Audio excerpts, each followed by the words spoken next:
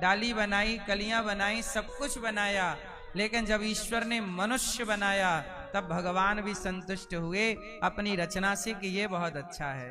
भगवान भी खुश हुए थे आपको बनाकर, लेकिन जब आपके कर्म यहाँ आकर बिगड़े तो तुम्हें बनाने वाला भी रोता होगा कि तुम्हें क्या करने भेजा था और तुम क्या करने लग गए।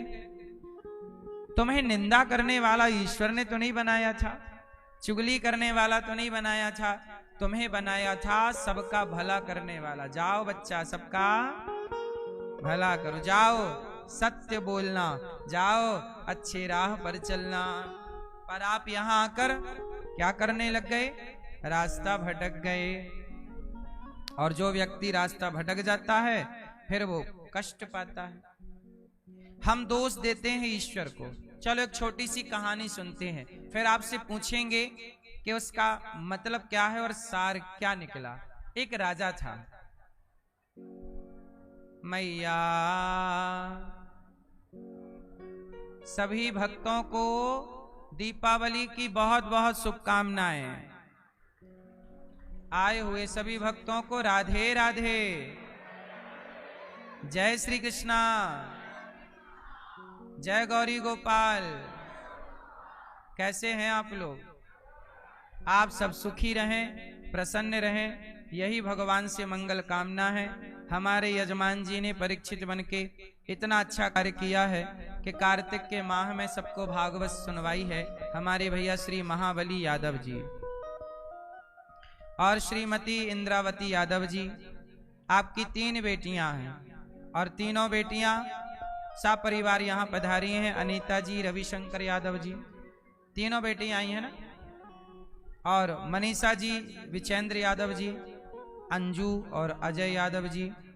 स्वर्गीय पिता माता प्रसाद यादव जी की पुण्य स्मृति में आप विष्णुनगर चैम्बूर मुंबई से आप आए हैं। स्वर्गीय श्री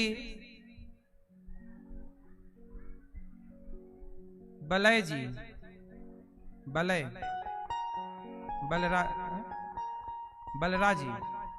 बलराजी, स्वर्गीय श्री बलराजी यादव, ये आपके कौन हैं? आपकी माँ, आपकी माँ। तो आपके माता पिता ने निश्चित कोई पुण्य किया होगा, जिस पुण्य के बल पर आप भगवान की पावन कथा सुन रहे हैं। सुनो, देखो 84 लाख योनियां हैं और इन 84 लाख योनियों में किस तरह से व्यक्ति काम करता है और दोष किसे लगाता है, एक छोटी सी कहानी सुनो, पूरी बात समझ जाओगे। एक राजा थे। उन राजा ने, बहुत ध्यान से सुनना, कितने लोग सुन रहे हैं ध्यान से? ओ पीली मैया, ओ पीली मैया, जा रही हो मेरी माँ गुलाबी मैया? जाओ, टाटा, जल्दी जाओ, मेरी माँ जा रही हो, वहीं वहीं हिल रही हो, जल्दी जाओ, दूसरे लोग सुने आराम से, तुम तो सुन नहीं रही हो कथा।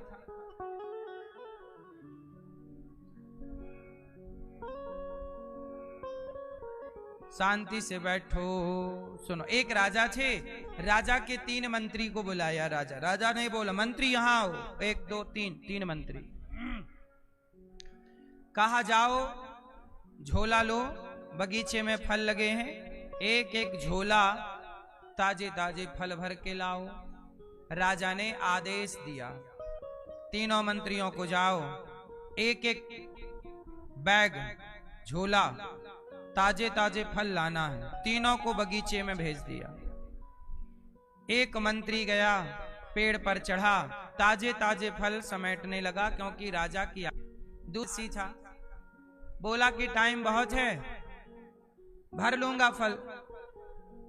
और सो गया। वो बिस्तर पे लेटा, मतलब वहीं बगीचा था, घास थी, छाया थी, ठंडी हवा थी। बोला थोड़ा विश्राम कर लूं, लेटा तो सो गया। तीसरा, बगीचे का जो माली था, जो बगीचे का रख रखाव करता था, तीसरा मंत्री उस माली से बोला कि ये बगीचा में कितने पेड़ हैं, कितना फल होता है, कौन खरीदता है, कौन बेचता है, कौन हिसाब किताब करता है। अब वो करने लगा बात, तो बात करने में उसका समय खर्च, दूसरा सो गया, सोने में समय खर्च, और तीसरा पेड़ पर चढ़कर समेट रहा है ताजा ताजा फल। तब तक क्या हुआ, राजा ने तीनों मंत्रियों को आदेश दिया, आ जाओ, चलो काम पूरा हो गया। अब जब तीनों को आदेश मिला कि चलो वापस, इतना ही टाइम था आपके पास, चलो, और जैसे ही सूचना आई कि वापस राजा साहब बुला रहे, तो जिसने ताजे ताजे समेटे, ताजे ताजे भर रहा था चढ़कर, वो तो बोला चलो भर गया मेरा बैग, लेकिन जो सो रहा था उसका बैग तो खाली था। अब वो बोला क्या करें, तो जो नीचे बिखरे हुए थे वही जल्दी जल्दी भर लिया बैग में, नीचे थोड़ा माटी पत्थर ऊपर फल, और जो पंचायत में लगा था बाहर, वो तो उसे जो अब सड़े सड़े रह गए, क्योंकि ताजे ताजे तो पेड़ पे चढ़ के ले लिया उसने, जो फिर भी ठीक ठाक थे वो सोने वाले ने, और जो पंचायती था वो उसके हाथ तो बिल्कुल सड़े पचे आए। राजा ने तीनों को बुलाया, चलो आओ, तीनों का झोला तैयार। राजा साहब ने कहा कि तुमने झोले में फल भर लिए? हाँ साहब भर लिए। अब बताओ करना क्या है? राजा साहब ने कहा कि इन तीनों मंत्रियों को जेल में डाल दो, अलग अलग अलग अलग, और खाने को वही देना जो इन्होंने इस झोले में भरा है। तीनों मंत्रियों को अलग अलग जेल में डाल दिया। अब जो मंत्री पेड़ पर चढ़ के ताजे ताजे फल समेट रहा था उसका तो कुछ नहीं बिगड़ा, क्योंकि उसने 2 सवेरे खाए, 2 शाम को खाए, बढ़िया खुश, झोले में उसने ज्यादा फल भर लिए। अब जो सो गया था उसके झोले में पुराने फल थे गिरे हुए, कोई 2-4 दिन पहले गिरा था, वो कुछ सड़ रहे थे। अब वो कुछ सड़े फल खाया तो बीमार पड़ गया। और तीसरा तो वो जो पंचायती था उसके पास तो सड़े सड़े 1-2 दिन चला, तीसरे दिन से भूखों मरने लगा, और अंत में वह 10वें दिन मर ही गया। अब एक मंत्री मर गया, दूसरा मंत्री बीमार पड़ गया, चूंकि सड़े फल खाएगा तो बीमार, और जो तीसरा मंत्री था वो और स्वस्थ हो गया, क्योंकि ताजे ताजे फल खा रहा है, पकते जा रहे हैं वो खाते जा रहा है। अब मुझे आप लोग ये बताओ कि एक मर गया, दूसरा बीमार है, और तीसरा मस्त है, जेल के भीतर भी खुश है, हैप्पी है। अब आप लोग बताइए कि ये जो मर गया मंत्री, इसकी मौत का जिम्मेदार कौन है? और जो बीमार पड़ा उसकी बीमारी का जिम्मेदार जोर से कौन? कौन? और जो तीसरा आराम कर रहा है 2 फल सवेरे 2 शाम को खाके, उसकी खुशी का, उसके सुख का जिम्मेदार कौन है? हाँ? कौन? वो स्वयं। क्या इन तीनों के दुख का या सुख का जिम्मेदार राजा है? भाई राजा ने तो सबको एक सा टाइम दे के भेजा था, एक सा बैग दे के भेजा था, एक से बगीचे में भेजा था, जाओ लाओ समेट के फल। अब सुनो, वो राजा और वो मंत्री कोई और नहीं, आप सब वो मंत्री हैं और भगवान वो राजा हैं।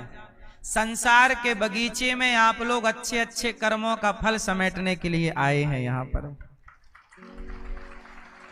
परमात्मा ने आपको, भगवान रूपी राजा ने आपको यहां भेजा है कि जाओ आप लोग अच्छे अच्छे कर्म करने का, अच्छे अच्छे कर्मों का फल समेट करके लाओ।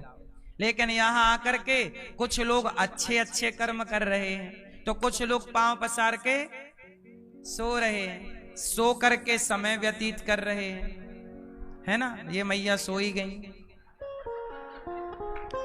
और कुछ लोग पंचायत कर रहे हैं, कुछ लोग पंचायत प्रपंच करके चुगली निंदा करके समय बर्बाद कर रहे हैं, कुछ लोग सो करके संसार के विषयों में समय बर्बाद कर रहे हैं।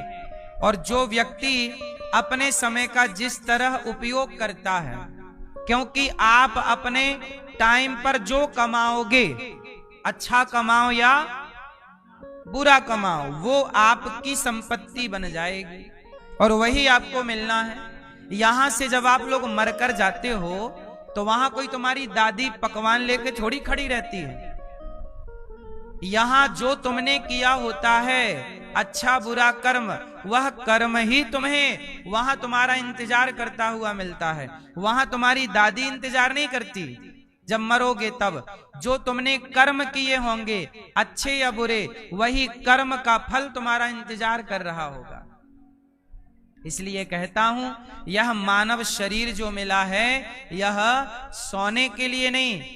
हाँ, जितनी जरूरत है उतना सोना चाहिए। 7 घंटा 8 घंटा की नींद बहुत है, बाकी समय जागो, उठ जाग मुसाफिर भोर भई, अब रैन कहाँ तू सोवत है, जो सोवत है वो खोवत है, जो जागत है वो। यदि पाना है तो जागो और प्रेम से अच्छे अच्छे कर्मों का चयन करो, समेटो। क्या समेटोगे? अच्छे कर्म के फल समेटो, कर्मों का फल। बात समझ में आई? क्योंकि यदि आपके कर्म बिगड़े और मानव शरीर से गलतियां हुई तो फिर 84 लाख योनियों में पड़ोगे, नाली का कीड़ा फिर बनना पड़ेगा आपको, फिर कुत्ता बनोगे, फिर बिल्ली बनोगे, और ये 84 भोग कर फिर मनुष्य बनोगे, और फिर वहां गलती कर गए फिर गिरोगे। ऐसे आप लोग करोड़ों बार गिर चुके हो। आप जितने लोग यहां बैठे हो, आप सब करोड़ों बार मनुष्य बन के फिर गिर चुके हो और अब फिर मनुष्य बन के बैठे हो। ये हम नहीं कह रहे हैं, कबीर दास जी कह रहे, सुनो। चलती चक्की देख कर, आगे बोलो आप। चलती चक्की देख कर दिया कबीरा रोय, दो पाटन के बीच में साबुत बचाना कोई। क्या मतलब हुआ इसका? चलती चक्की देखकर कबीर दास जी रो रहे थे। क्या देखकर? चक्की को देखकर। कौन सी चक्की? जिंदगी की चक्की, जीवन और मरण की चक्की है। 2 पहिया होते हैं चक्की में, एक पहिया जिंदगी का, जन्म का, एक पहिया मरण का। जन्म मरण के पहिए में ये जीवात्मा पिस रहा है। आप लोग जन्म लेते फिर मर जाते, जन्म लेते फिर मर जाते, जन्म लेते फिर मर जाते। ये करोड़ों बार आपके साथ हो गया। जैसे चक्की पे दाना डाला, पिस गया, ऐसे ही आप पिस रहे हो। तो चलती चक्की देख कर दिया कबीरा रोय, 2 पाटन के बीच में साबुत बचाना। सब लोग जन्म मृत्यु के चक्र में पिस रहे। तब कबीर दास जी का एक मुंह बोला बेटा था, धर्म का कमाल। कबीर जी का बेटा कौन? कमाल, धर्म का बेटा था। मुंह बोला। उस कमाल बेटे ने कहा, पिताजी चलती चक्की चलने दे। सुनना ध्यान से, चलती चक्की चलने दे, पिस पिस आटा होए, कीले माही जो रहे, सो बाल न बांका होए। चक्की में एक कील होती है बीच में, दाना यदि उस कील में घुस जाए तो चक्की कितनी भी चले वो दाना नहीं पिसता। उसी तरह जो एक भगवान की शरण में चला जाता है, वो जन्म मृत्यु के चक्र से बच जाता है। यदि आप भी बचना चाहें 84 के चक्कर से, तो कहां जाओ? भगवान की शरण में। यदि आप भगवान की शरण में आ गए तो बच जाओगे, वरना पुनरपि जननम पुनरपि मरणम पुनरपि जननी जठरे शयनम। भज गोविंदम भज गोविंदम गोविंदम भज मूढ़ मते। यदि बचना है तो भज गोविंदम, गोविंद का भजन करो। श्री कृष्ण गोविंद हरे मुरारी हे नाथ।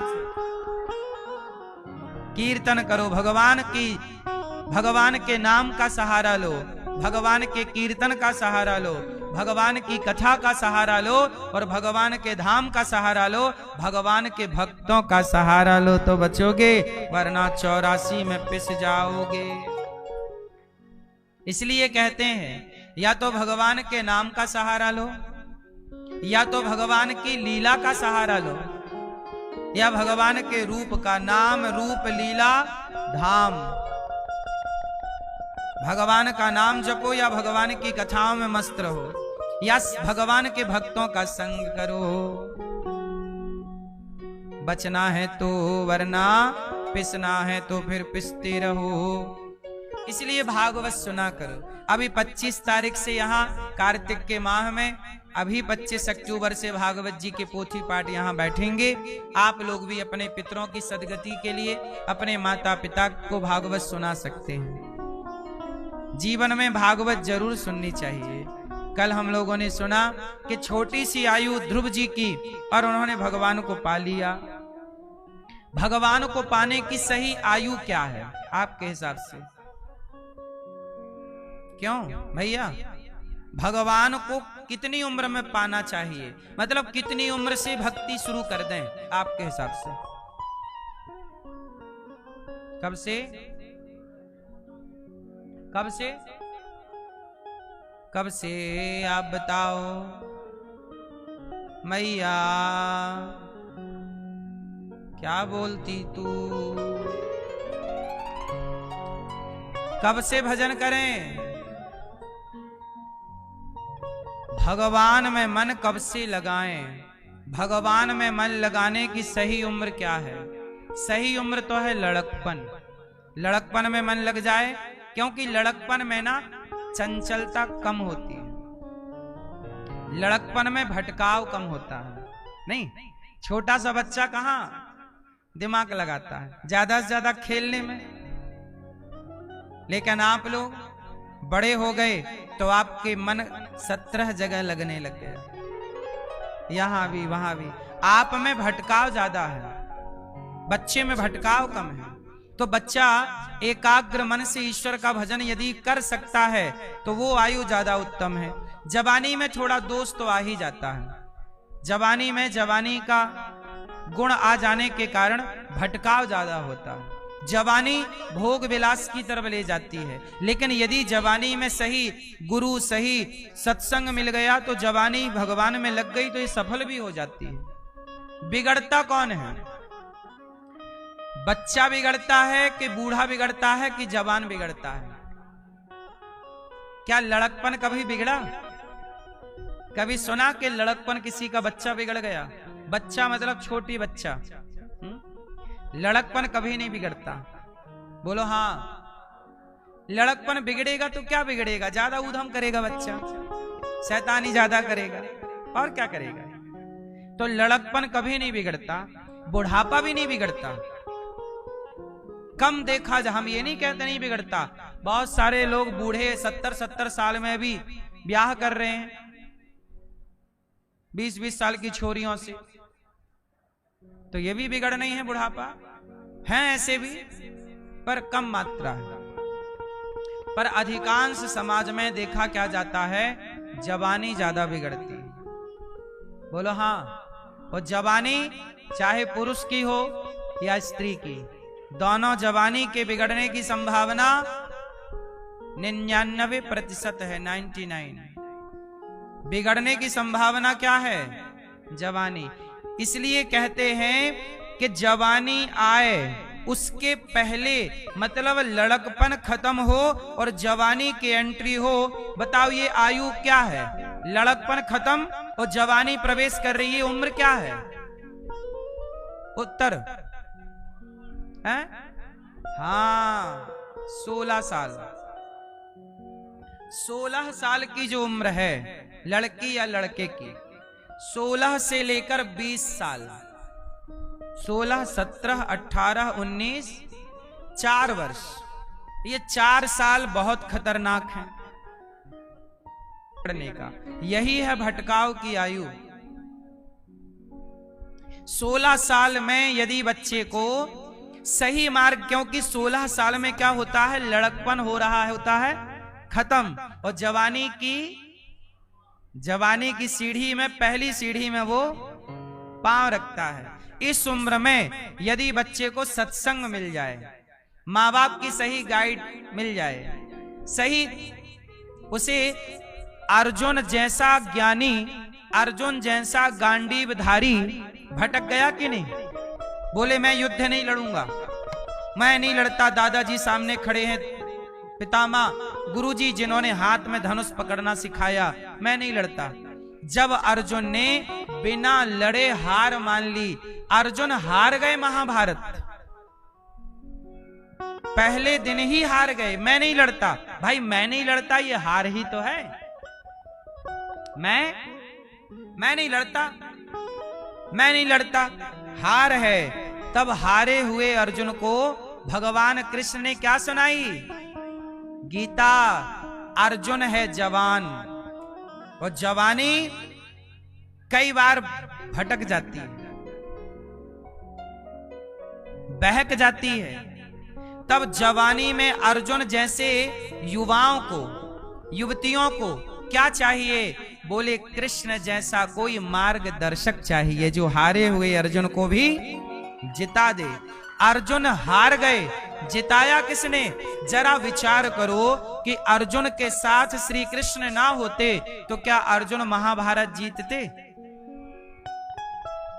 कोई भी लड़का कामयाब तब तक नहीं होगा जब तक कोई कृष्ण जैसा मार्गदर्शक साथ में ना हो।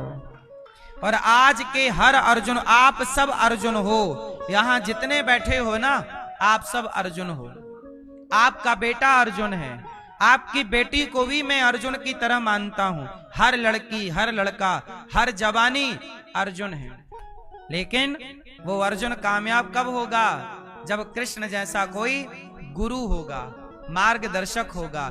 आप लोग भटक क्यों जाते हैं? क्योंकि कोई मार्ग दिखाने वाला नहीं है, सही समझाने वाला। अब आपने देखा होगा 12वीं क्लास के बच्चों को, 12वीं के बाद बच्चे कंफ्यूज हैं कि हम कौन सा सब्जेक्ट लें, आगे क्या लें।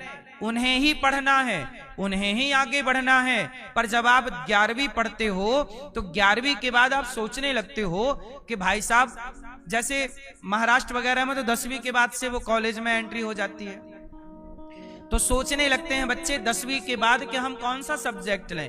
उन्हें कौन बताए? वो माँ से पूछते, माँ हम क्या विषय ले लें? पिता क्या ले? पिता से पूछते, मित्रों से। अब सोचो यदि उस टाइम उन्होंने किसी ने गलत गाइड कर दी, आपका मन इस विषय में था और आपने विषय ले लिया दूसरा, तो आपकी तो जिंदगी खराब हो जाएगी। इसका मतलब है कि वो टाइम पीरियड ना, जैसे अर्जुन भटके, केवल अर्जुन नहीं भटकता, धरती का हर लड़का लड़की एक उम्र में भटकते हैं। बस किसी को सही ज्ञान मिल जाता है, किसी को कृष्ण जैसे गुरु मिल जाते हैं, मार्गदर्शक मिल जाते हैं तो सुधर जाते हैं, बन जाते हैं, और नहीं मिल पाए तो भटक जाते हैं, बर्बाद हो जाते हैं। इसलिए मैं आप सबसे केवल यही प्रार्थना करूंगा कि यह उम्र को संभालो। और ये उम्र को लड़का लड़के नहीं संभालेंगे, बच्चों की गलती नहीं है। अर्जुन तो भटक गए, संभालेगा कौन? इसलिए बच्चे यदि अर्जुन हैं तो माता पिता को कृष्ण की भूमिका निभानी पड़ेगी। सही कृष्ण कौन? बोलो। सही कृष्ण है पिता। सही कृष्ण कौन? पिता। और हर लड़की अर्जुन है, हर लड़का अर्जुन है। और ये एक दिन उस चौराहे पर खड़े जरूर होंगे जहां इन्हें कृष्ण की जरूरत पड़ेगी। यदि वो पिता कृष्ण ना बन पाया, इसलिए हमारे यहां गुरु होते हैं। जो बाप नहीं समझा पाता वो गुरु समझा देता है, जो मां नहीं समझा पाती वो इसलिए हमारे यहां गुरु परंपरा है। इसलिए हमारे सनातन में क्या है? गुरु है। गुरु का काम वही है जो काम भगवान श्री कृष्ण का था, सही मार्ग दिखाने का। इसलिए मेरे जीवन में भी मेरे गुरुजी मेरे कृष्ण के रूप में आए और उन्होंने मुझे मार्ग बताया। अब ये कर्तव्य आपका है कि आप भी अपने बच्चों का मार्गदर्शन करें और आप भी अपने बच्चों के कृष्ण बने। माँ बाप जितने अच्छे होंगे बच्चे उतने ही अच्छे होंगे। माँ बाप जितने लापरवाह होंगे बच्चे उतने ही लापरवाह होंगे। तो ध्रुव जी की सौतेली माँ लापरवाह है। अरे ध्रुव जी के पिता बड़े लापरवाह हैं। ध्रुव जी के पिता का नाम है उत्तानपाद। एक दिन क्या हुआ, ध्रुव जी अपने पिता की गोद में बैठने गए तो उनके अपने पिता ने उन्हें गोद में बैठाने से मना कर दिया। वो गोद में बैठे ध्रुव जी तो सौतेली माँ खड़ी हाथ पकड़ के नीचे गिरा दिया। तू इस गोद में नहीं बैठ सकता। क्यों माँ, क्यों नहीं बैठ सकता? क्योंकि तूने मेरे गर्भ से जन्म नहीं लिया, तू सुरुचि का बेटा है। अब लो, ध्रुव जी का अपमान कर दिया। अब ध्रुव जी बन गए अर्जुन। क्या करें, रो रहे हैं, हार गए। तब उनकी अपनी माता सुनीति कृष्ण की भूमिका में आ गई और माता सुनीति ने अपने बेटे को मोटिवेट किया, समझाया, कहा बेटा नहीं, तू अपनी सौतेली माँ को दोष ना दे कि तेरा अपमान कर दिया। बेटा कोई बात नहीं, तू जा, तपसाराध्य पुरुषम तस्यैवानुग्रहेण में जा, तू तपस्या कर जा। और जब माँ ने तपस्या का सही मार्ग बताया तो ध्रुव जी बोले, माँ मुझे गुरु कहाँ मिलेंगे, मंत्र कौन देगा? बोले तेरे मन में सच्ची लगन होगी तो तुझे गुरु खोजने नहीं पड़ेंगे, गुरु स्वयं तेरी खोज करते करते तेरे पास आ जाएंगे। और नारद जी ध्रुव जी के पास आ गए और नारद जी ने ध्रुव जी को मंत्र दिया, ओम नमो भगवते, और उनको विधि बताई, उनको पूरी प्रक्रिया बताई। और नारद जी के गाइडलाइन में, नारद जी के हिसाब से ध्रुव जी चले तो ध्रुव जी ने 5 महीने में भगवान को प्राप्त कर लिया। इसका अर्थ ये हुआ कि कोई लड़का लड़की भटक जाए और यदि उसे सही मार्ग दिखाने वाला मिल जाए तो 5 महीने में ही वो कामयाब हो सकता है। कामयाबी के शिखर पर कम से कम टाइम पर पहुंचा जा सकता है, बस अच्छे मार्गदर्शक की।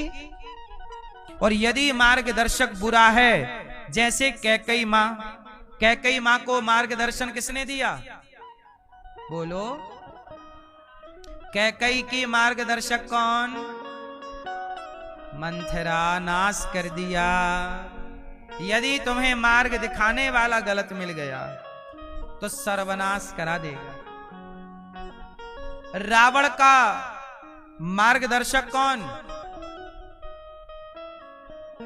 रावण का मार्गदर्शक, हाँ, रावण का मार्गदर्शक बनी सूपनखा, जिसकी खुद नाक नहीं है वो दूसरों की नाक क्या बचाएगी।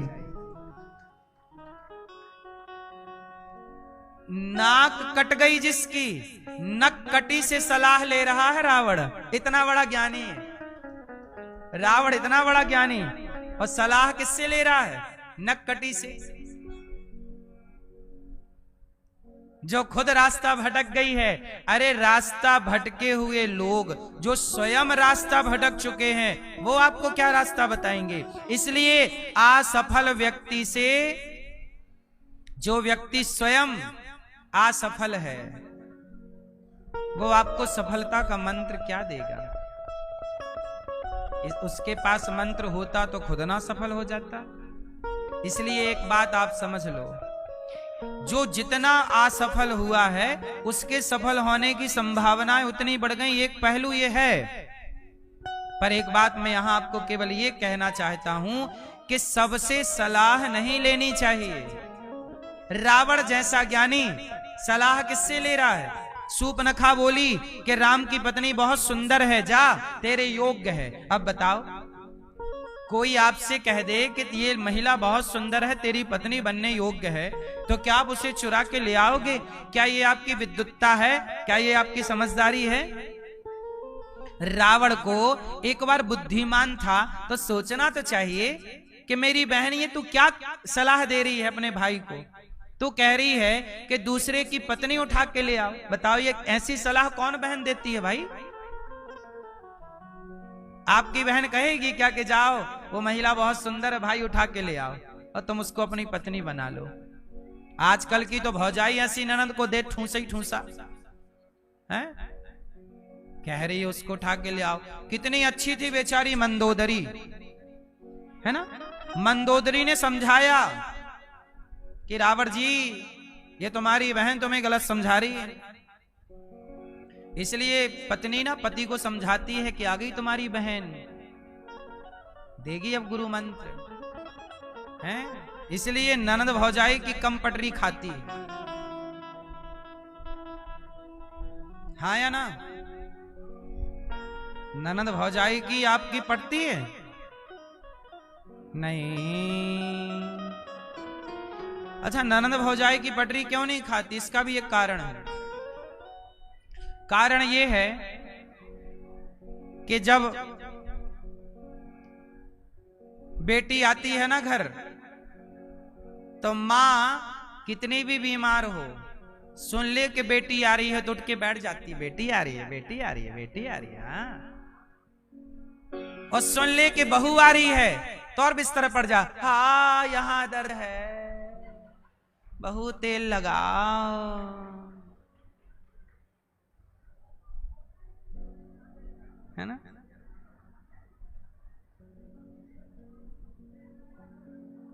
साहस भी कम नाटकबाज है क्या?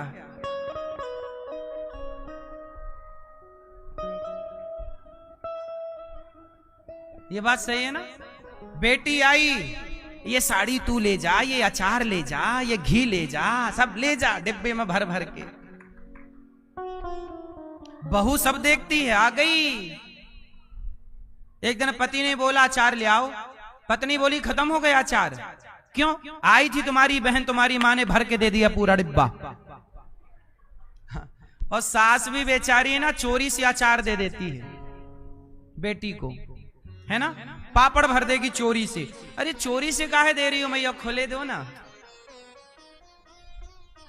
फिर क्या भाजी, वो बहू देखती है, बहू बोली लो मेरे लिए फटी साड़ी नहीं देती, और बेटी आई तो ये सब ले जा। कई बार ना स्त्रियां भी भेद रखती हैं, जो मां होती है ना वो भी भेदभाव करती है। भेद क्या करती है? बहू के साथ वो अलग व्यवहार करती है और बेटी के साथ अलग व्यवहार। श्रवण की पत्नी, श्रवण मतलब श्रवण कुमार, जिसने माँ बाप को कंधे पर यात्रा कराई, श्रवण कुमार की पत्नी एक बर्तन ऐसा खरीद कर लाई जिसका मुंह तो एक था पर पेट दो थे। तो वो एक तरफ ना खीर बनाया करती चावल की, और दूसरी तरफ छाछ डाल के चावल की खिचड़ी बनाया करती। और ससुर को परोसती खिचड़ी और पति को परोसती खीर, दोनों का रंग रूप एक सा। वो तो पकड़ी तब गई जब एक दिन ससुर जी की थाली ज्यादा गर्म थी, तो श्रवण कुमार बोले कि पिताजी मेरी थाली आप ले लो और आपकी मैं। तो पिता की थाली बेटा और बेटे की थाली पिता। और जब श्रवण कुमार की थाली जब लिया श्रवण कुमार के अंधे पिता ने, वो जब खाया तो खीर नजर आई। तो बेटे से कहा कि बेटा आज किस खुशी में घर में खीर बनी है? तब श्रवण कुमार ने कहा पिताजी खीर तो रोज बनती है, मैं रोज देखता हूं कि आपकी थाली में खीर होती है। अंधा बाप बोला बेटा मैं खीर तो आज पहली बार खाया वर्षों से। अरे तो आपकी थाली में तो खीर है, जब खाया तो वो खीर जैसी दिख रही थी पर वो थी खिचड़ी। छाछ में, मट्ठे में, मही में चावल डाल दो, पका दो, क्या बन जाएगी? उसे हमारे यहां महेरी बोलते हैं, पर आपकी भाषा में उसे खिचड़ी कह सकते हैं जरा ठीक ठीक शब्दों में। तो वो थी खट्टी और खीर बनी दूध की, चावल डालकर वो बनी मीठी। तो श्रवण कुमार बोले कि हमारे घर में तो बर्तन एक ही बर्तन में बनता है, श्रवण कुमार आए, रसोई में देखा तो पत्नी ने एक ही बर्तन में उसके दो भाग करा रखे थे। पेट दो था उस बर्तन का, अंदर का हिस्सा दो, मतलब एक ही साथ दो चीजें पकती थी। अब बताओ, श्रवण की पत्नी जो है वो अपने ससुर और अपनी सास के साथ कपट कर रही है कि नहीं? ये कपट है कि मैं कुछ खाऊं और आपको कुछ खिलाऊं, बेटा कुछ खाए और बाप को कुछ खिलाए, बेटा खाए चकाचक हलवा पूड़ी और बाप को परोस दे बासी रोटी चटनी, तो भाई ये कपट हुआ कि नहीं? बोलो हाँ कि ना। और जहां कपट है, श्रवण कुमार ने कहा कि तुमने मेरी माँ और मेरे अंधे बाप के साथ कपट किया, अब मैं खुद सेवा करूंगा। और अपनी पत्नी को छोड़कर श्रवण स्वयं अपने माँ बाप को कंधे पर लाद करके और चारों धाम की यात्रा कराने तब गए थे, जब उनकी पत्नी ने कपट किया था। अब यही बात मैं आपको कहूं, हर स्त्री से निवेदन हाथ जोड़ करके करूं कि आप अपनी बहू और अपनी बेटी में बिल्कुल भेद मत किया करो। यदि आपने अपनी बहू के साथ अलग व्यवहार किया, आपने अपनी बेटी के साथ अलग व्यवहार किया, तो आपका साथ बेटी ना देगी, आपका साथ देगी तो बहू ही देगी। जब आपको प्यास लगेगी तो बेटी ना आएगी पानी पिलाने, बहू पानी पिलाएगी। तुम गिर जाओगी, बीमार पड़ जाओगी तो बेटी ना आएगी समय पर, बहू ही काम आएगी।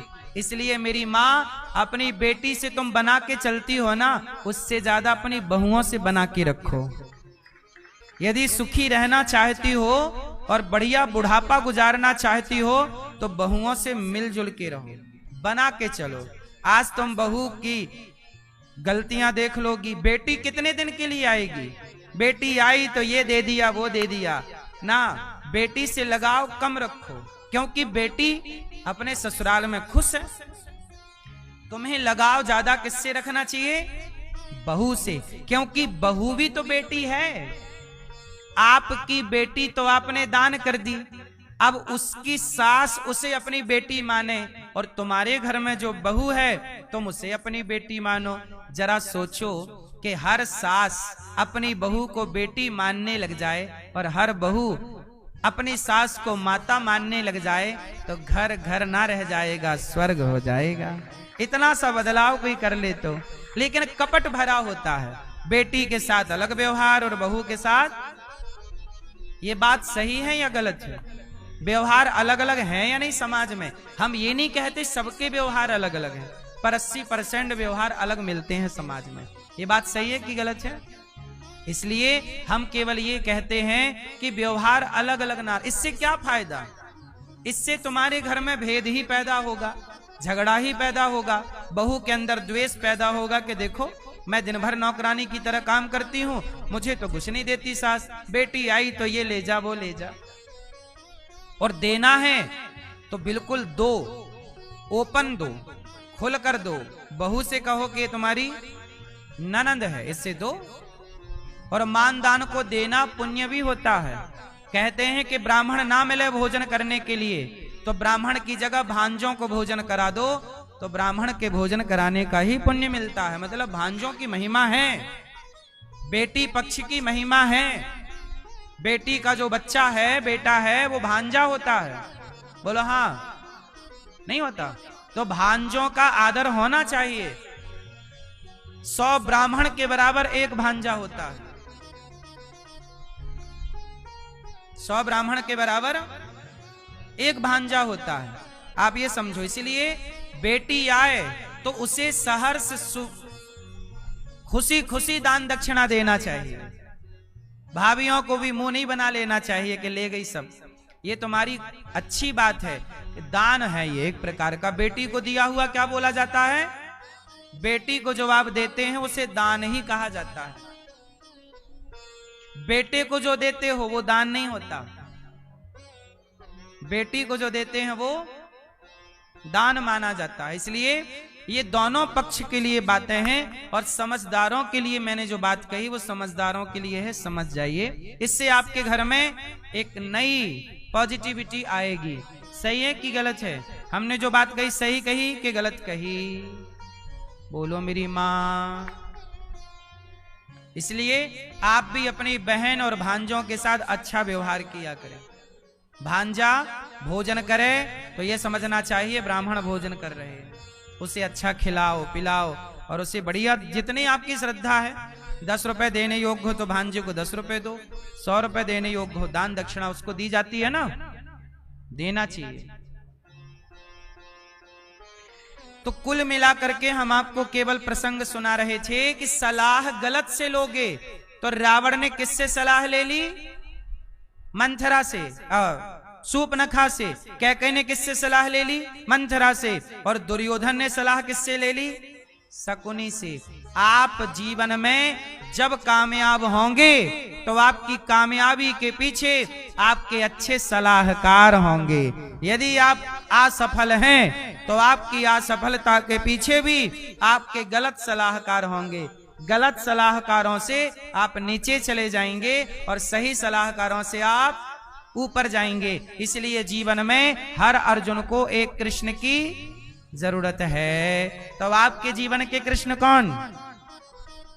सवाल सबसे बताओ, आपके जीवन में कोई कृष्ण है या नहीं? कौन है? कौन कौन? आपके पिता हैं? सलाह लेते हो, बात करते हो, ठीक है। पिता या फिर गुरु, जीवन में समय रहते सही वक्त पर एक गुरु का चयन कर लीजिएगा, क्योंकि पिता का साथ सदा ना रहेगा। इसलिए एक अच्छा गुरु जीवन में चाहिए जो आपका मार्गदर्शन करता रहे। ध्रुव जी महाराज को भगवान प्राप्त हुए। अंत समय मृत्यु के सिर पर पांव रख के ध्रुव जी भगवत धाम चले गए। मनु जी महाराज के 2 बेटे हुए, प्रियव्रत उत्तानपाद, जिनकी कथा आपने सुनी। अब उत्तानपाद की सुनी, अब प्रियव्रत की सुनिए। प्रियव्रत जी महाराज के विवाह जो हुआ है विश्वकर्मा की पुत्री वर्हिष्मति से हुआ। इनके वंश में हुए हैं भरत जी। एक भरत हुए। कौन हुए? भरत। हमारे देश में 3 भरत हुए। इन भरत के नाम से देश का नाम पड़ा भारत। शकुंतला नंदन भरत। मैया, ए भैया, ओ लाला, ए भैया, आप लोग पढ़े लिखे हो, समझदार हो, बैठ के कथा सुन लो। क्या खड़े हो भैया? एक काहे खड़े हो? बैठ जाओ। देखो पीछे के लोग बैठे हैं, आप आगे के लोग खड़े हैं। ये क्या समझदारी है? सावधान, बहुत सावधानी से सुनना चाहिए। सुनो, शकुंतला नंदन भरत को जानते हो आप लोग? शकुंतला को जानते हो? हैं? हाँ, सुनो, एक जरा सी कथा सुनाता हूं शकुंतला की, फिर आपको आगे की चर्चा सुनाऊंगा। सुनो, राजा दुष्यंत, एक दिन क्या हुआ, एक राजा थे, बहुत प्रतापी राजा थे, नाम था दुष्यंत। वो जंगल आए महर्षि कण्व ऋषि के पास। एक संत जी की कुटिया थी, संत रहते थे जंगल में, नाम था कण्व। कण्व ऋषि तो वहां आए सत्संग करने। तो कण्व ऋषि की जो कुटिया थी ना, उससे एक सुंदर बाहर आई और दुष्यंत का स्वागत किया। आओ महाराज आओ।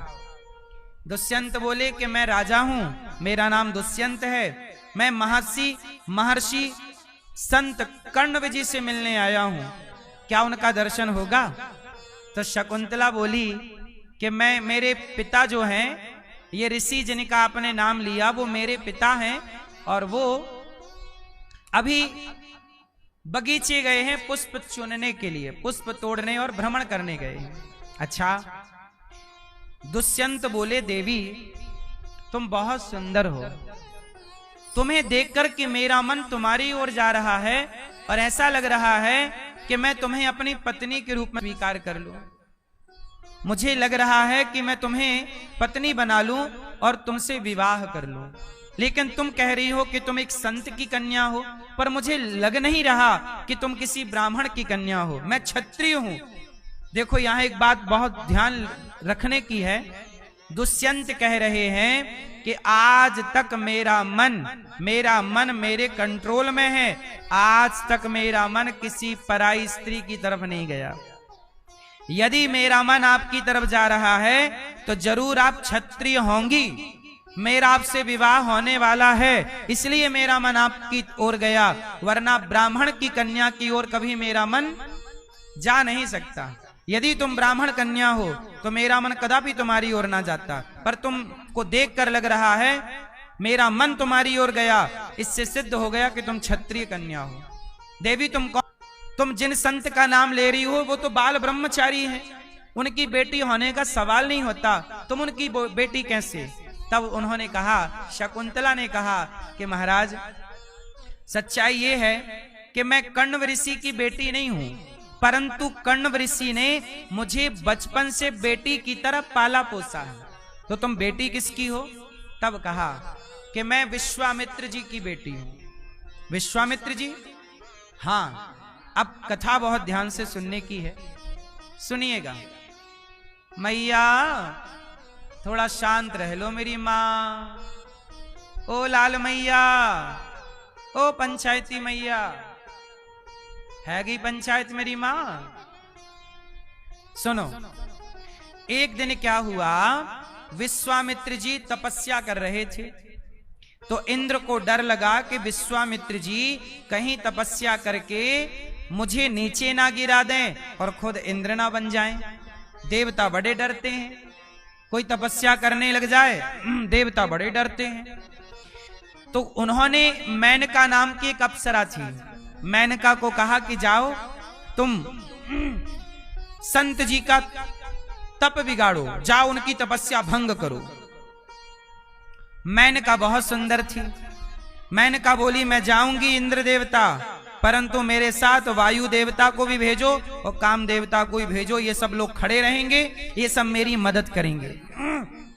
तो विश्वामित्र जी रोज नहाने जाते थे, उनकी कुटिया के पास कोई नदी थी, कौशिकी नदी, उन्होंने प्रकट की थी। तो कौशिकी नदी में वो स्नान करने जाते थे, और जैसे ही स्नान करने आज गए तो वहां पहले से मेनका नहा रही थी, और मेनका जब नहा रही थी तो वो बिल्कुल कम कपड़े पहन रखे थे, पहना तो कुछ भी नहीं था, ओढ़ रखा था एक कपड़ा, और उसे ओढ़ करके वो नहा रही थी कि तभी विश्वामित्र जी आए। और जैसे ही विश्वामित्र जी आए तो वायु देवता बैठे थे, तो वायु देवता जोर से हवा चली, वो कपड़ा उड़ गया, और जब कपड़ा उड़ा तो मेनका जरा सी देर के लिए निर्वस्त्र हो गई, और जब निर्वस्त्र हुई तो एक साधु की नजर उस निर्वस्त्र स्त्री पर गई। मतलब मेनका अपने उस शरीर को देखा, और कामदेव वहां खड़े ही थे, तो कामदेव ने अपना अटैक किया और ऋषि का मन उस मेनका में लग गया। मेनका को बुलाया और मेनका से उन्होंने कर लिया विवाह, और विवाह करने के बाद उनकी हो गई तपस्या भंग। अब तो रास्ता भटक गए ना, ब्याह वो तपस्वी थे पर मेनका ने रास्ता भटका दिया। मेनका के साथ थे इनकी एक लड़की हुई, विश्वामित्र जी और मेनका के द्वारा एक लड़की का जन्म हुआ। जब लड़की का जन्म हुआ तब मेनका बोली महाराज मैं आपकी तपस्या बिगाड़ने आई थी, अब मेरा काम पूरा हो गया, अब मैं चली। विश्वामित्र जी बड़े परेशान हुए कि हे भगवान, मैं एक स्त्री के चक्कर में तपस्या छोड़कर और चक्कर में पड़ गया। बोले अब ये लड़की कौन रखेगा? विश्वामित्र जी बोले मैं नहीं रखूंगा, मैं तपस्या करने जा रहा हूँ। मेनका बोली मैं अप्सरा हूँ, मैं तपस्या भंग करने के लिए आज भी अप्सराएं आती हैं। पहले स्वर्ग से आती थी, आजकल आपके अगल बगल की गलियों से आ जाती हैं, आपके शहर के दूसरे नुक्कड़ से आ जाती हैं, पर अप्सराएं आज भी आती हैं। बोलो हाँ। तब भी अप्सराओं ने बिगाड़ा तपस्या को, आज भी कौन बिगाड़ रहा है? इसलिए मेरे नौजवान दोस्तों, अप्सराओं से बचना।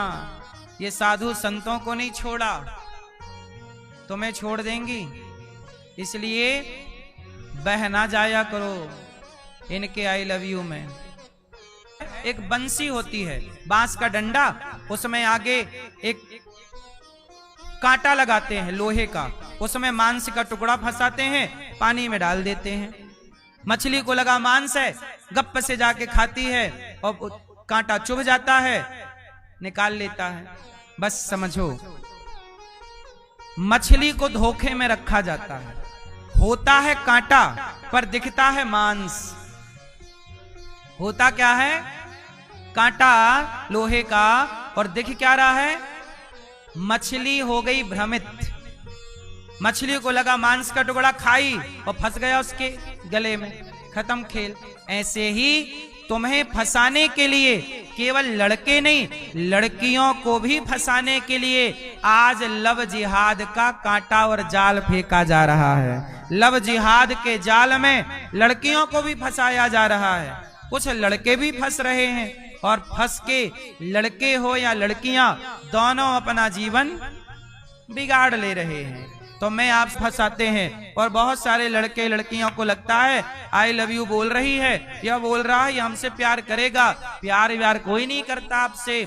लोग आपको फंसाते हैं, अपना स्वार्थ पूरा करते हैं। काम निकल जाने पर चिंगम की तरह चबा के रस चूस लिया, बची असार थूक के चले गए। ऐसे ही तुम्हारा स्वाद लेकर के, तुम्हारा शोषण करके दुनिया तुम्हें थूक देगी च्युइंगम की तरह। यदि आप नहीं संभले, नहीं सुधरे, तो आपका भी शोषण होगा, और आपका लड़कियों के साथ लव जिहाद होता है।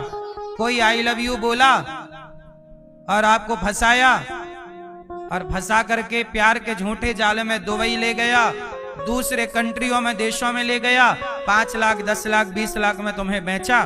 फिर दूसरी फंसाया, उसे भी बेचा। तीसरी फंसाया, 1 साल में 2-3 लड़कियों को फंसाया, तो लोग करोड़ रुपया का जुगाड़ हो गया। यदि कोई ये धंधा भी कर रहा तो धंधा ठीक है, ये धंधा उनके हिसाब से, इसलिए उनके हिसाब से तो धंधा सही है। बस आपको ये झूठे ऐसे आजकल लोग एक दूसरे को शकुंतला, और उस शकुंतला से क्या हुआ? दुष्यंत का विवाह हुआ। अच्छा, विवाह कैसे हुआ? उन्होंने गंधर्व विवाह किया। गंधर्व विवाह किया, और शकुंतला ने बोला कि मेरे बच्चा जो होगा वो आपका आने वाला राजा बनेगा, युवराज वो बनेगा। यदि आपको ये शर्त मंजूर है तो मैं आपसे विवाह करूंगी। ठीक है। अच्छा, दुष्यंत ने विवाह किया जंगल में। उस समय देखने वाला कोई नहीं था, अकेले में ब्याह किया, अकेले में उसके साथ रमण किया, और शकुंतला दुष्यंत के द्वारा हो गई गर्भवती, और बोला कि मैं जाते ही तुम्हारे को लेने के लिए सेना भेजूंगा, तुम मेरे राज्य में आना और महारानी बन के रहना। अब दुष्यंत चले गए। 12 साल हो गए। शकुंतला के बच्चा हो गया, नाम रखा भरत, बड़ा हो गया। 12 साल हो गए, दुष्यंत लौटे नहीं। अब शकुंतला चिंता करें। महर्षि कर्ण भी कहें कि देवी बेटी, तुमने जो विवाह किया, अब तुम जाओ और अपने पति के साथ सुख से जीवन व्यतीत करो। अब वो गई, दरबार लगा था राजा का, दुष्यंत का दरबार लगा, और वहां पर शकुंतला पहुंची अपने लड़के को लेके। 9-10 साल का लड़का, 9-10 साल का बच्चा। 3 वर्ष तक उसने अपने बच्चे को पेट में रखा। 3 वर्ष। सामान्य स्त्री 9 महीने पेट में रखती है, अधिक से अधिक 10 महीने भी बच्चा पेट में होता है। किसी किसी का बच्चा 11 महीने भी रहता है पेट में। बोलो हाँ, 11वें महीने के फर्स्ट में डिलीवरी होती है, ऐसा भी है। लेकिन वो 3 वर्ष अपनी मां के पेट में था शकुंतला के, और बच्चा बड़ा हो गया। गई दरबार में, कहा महाराज मैं आपकी पत्नी हूं, आप महर्षि कर्ण जी से मिलने आए थे, मैं आपसे मिली थी और आपने मेरे से गंधर्व विवाह किया था और ये आपका बेटा है। अब भरी सभा में दुष्यंत ने कह दिया कि नहीं, तुम हमारी कोई पत्नी नहीं हो, तुम तो झूठी हो, भागो यहां से, तुम हमारी कोई पत्नी नहीं हो, हम कब गए हैं वहां। लो भैया, अब सोचो, पत्नी कह रही है कि हम तुम्हारी पत्नी हैं और ये तुम्हारा बच्चा है, और राजा बोल रहे हैं नहीं हमारा ये बच्चा नहीं है, और तुम भी हम तुम्हें जानते ही नहीं। अब लो भैया, वहां बहुत धर्म की बातें हुई, बहुत सारी महाभारत में ये कथा लिखी है, बहुत सारी बातें माता शकुंतला ने उस दरबार में कहा कि आपका ये बेटा जो आपको हृदय से लगाना चाहिए, आपका धन है ये पुत्र, और आप कह रहे हैं कि हम इसे पहचानते नहीं। कैसा न्याय है आपका? असत्य भाषण दे रहे हैं महाराज। आपने मेरे से वचन दिया था कि आप मेरे से विवाह आप ही बोल रहे थे विवाह कर लो, आपके कहने पर मैंने आपसे विवाह किया, और आपके द्वारा ये पुत्र, मैं गर्भवती हुई और ये पुत्र आपका है।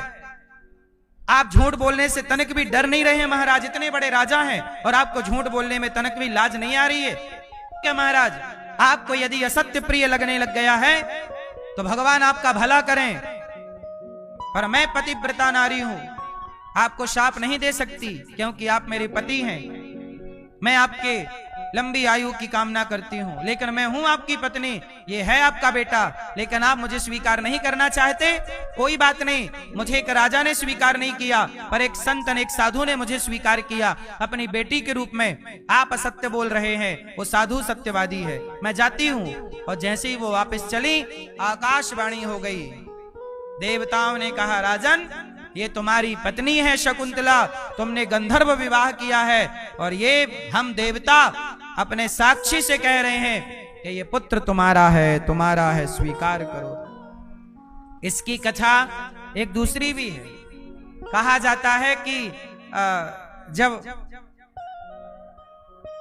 शकुंतला के साथ इन्होंने विवाह किया तो इन्होंने अपनी एक अंगूठी उतारी और अंगूठी उतार के शकुंतला को पहना दिया, है ना। उस शकुंतला ने जब वो अंगूठी पहनी और कहा कि तुम ये अंगूठी दिखा देना तो मैं पहचान लूंगा कि तुम मेरी पत्नी हो। लो भैया, अब 12 साल हो चुके थे। अब वो लौट के ना वो अंगूठी लेके अपने पति के पास जाने लगी शकुंतला, दुष्यंत के पास। तो वहां ना एक सरोवर में उसने पानी पिया, और पानी पीते समय ना उसकी अंगूठी गिर गई नदी में। और जब नदी में वो अंगूठी गिरी, अब अंगूठी तो हो गई गुम।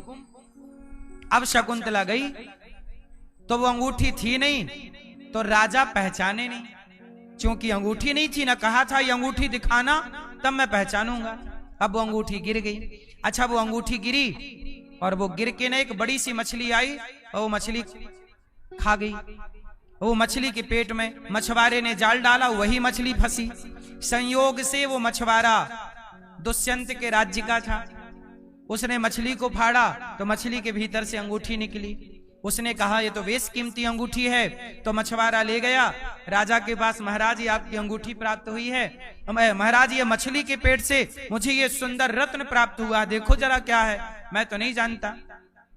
और शकुंतला उसी समय दरबार में खड़ी थी और राजा मना कर चुके थे कि मैं तुम्हें नहीं जानता, कि तुम मेरी पत्नी हो, क्या हो, ये बेटा को मैं नहीं जानता। दुष्यंत के कहने पर शकुंतला जाने लगी, तब तक मछुआरा आया और अंगूठी दिखाया। और जब अंगूठी देखे तो वो समझ गए कि ये अंगूठी तो मैंने शकुंतला को दी। और जब शकुंतला को दी, उन्होंने जब शकुंतला का नाम लिया तो शकुंतला द्वार से पलट कर देखी, वही अंगूठी मछुआरा दे रहा था। महाराज ये मेरी अंगूठी है जो आपने दी थी, अभी आते समय पानी पीते समय ये नदी में गिर गई थी। और अब शकुंतला को तब पहचाने, और वही शकुंतला भरत की माता कहलाई। उन भरत के नाम से इस धरती का नाम भारतवर्ष पड़ा। तो ये भारतवर्ष बनने के पहले की कहानी है। इसका नाम मां भारती भी पड़ा। मां भारती, भारती और भारत। बोलिए भारत माता की। इस तरह से प्रियव्रत जी महाराज के वंश में आगे चल के बड़े बड़े राजा हुए। इन्हीं के वंश में राजा नभग, इन्हीं के वंश में भगवान ऋषभदेव जी हुए, जिनके 100 पुत्र हुए। सबसे बड़े का नाम भरत। अब ये दूसरे भरत हैं, वो शकुंतला जी के भरत अलग। अब ये जो भरत की कहानी हम सुनाएंगे आपको, ये अलग भरत है, ये जड़ भरत है। ये जड़ भरत के पूर्व जन्म की कथा है। एक बार क्या हुआ भरत नाम के एक व्यक्ति थे, राजा थे। उन्होंने क्या किया कि सब कुछ अपने बच्चों को सौंपा और गंडकी नदी के किनारे जाकर तपस्या करने लग गए। तपस्या करके भगवान को पाना चाहते थे, लेकिन उनका मन एक मृग में लग जाने से उनकी गति बिगड़ जाती है और उन्हें मृग बनना पड़ता है। अच्छा एक बात बताओ, आप लोग मरते समय किसका चिंतन करोगे, किसका ध्यान करोगे? आपके मरते समय यदि आपने गलत व्यक्ति का चिंतन किया, माना कि किसी स्त्री का किया, तो आपको अगले जन्म में स्त्री बनना पड़ेगा। पुरुष का चिंतन किया, आप पुरुष बनना पड़ेगा आपको। आपने गधे का चिंतन किया, गधा बनना पड़ेगा। कुत्ते का चिंतन किया, कुत्ता बनना पड़ेगा। पैसे का चिंतन किया, सांप बनना पड़ेगा। इसलिए कहता हूं, मरते समय बहुत सावधानी की जरूरत है। मरते समय किसका ध्यान करना चाहिए? किसका मैया? क्यों करना चाहिए भगवान का? सुनो, एक अजामिल नाम के पंडित जी थे, बड़े पापी थे। अपनी पत्नी छोड़ के पराई औरत के संग ना वो रहने लग गए, एक वैश्या के साथ, और उनके संग रहते रहते 9 बच्चे पैदा किए। 10वीं बार उनकी पत्नी गर्भवती हुई। अजामिल की पत्नी 10वीं बार, अजामिल चोरी करता, डाका डालता, शराब पीता, सारे, ऐसा कोई गलत काम नहीं जो अजामिल ना करता हो, सारे गलत काम। एक दिन गांव में साधु आए। साधुओं ने कहा भिक्षाम देही, तो मांगते मांगते अजामिल के घर चले गए। अजामिल की पत्नी निकली, महाराज मैं बड़ी अपवित्र नारी हूं। देखो उसने छिपाया नहीं, यदि आप गलत है ना तो कह दो कि हम गलत हैं। अजामिल की पत्नी बोली, अजामिल था नहीं। अजामिल की पत्नी बोली, महाराज मैं वैश्या हूं और आप मेरे द्वार पे आए हो, मैं आपको अन्न तो देती हूं, लेकिन मुझे वैश्या का आप खाओगे क्या? संत बोले, बेटी ला